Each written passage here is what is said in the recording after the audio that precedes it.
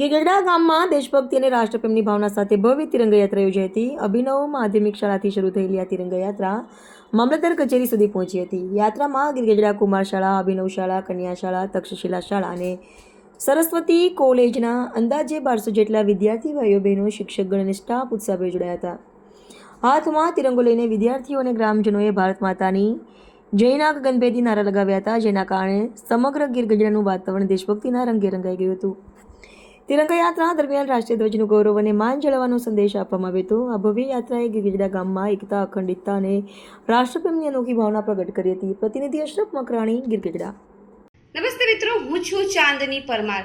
આપની મનપસંદ ચેનલ એટલે કે દીવ મિરર ન્યૂઝ ચેનલને લાઈક કરો, શેર કરો અને ફોલો કરો. અને હા, તેમાં દરરોજ તાજા સમાચાર જોવાનું ભૂલશો નહીં. નમસ્કાર દર્શક મિત્રો, હું છું પાયલ બામભણિયા. આજના મુખ્ય સમાચાર દેશ વિદેશ ગુજરાત રાજ્યના તાજા બ્રેકિંગ સમાચાર નિહાળો દીવ મિરર ન્યૂઝ ચેનલ પર દરરોજ રેગ્યુલર.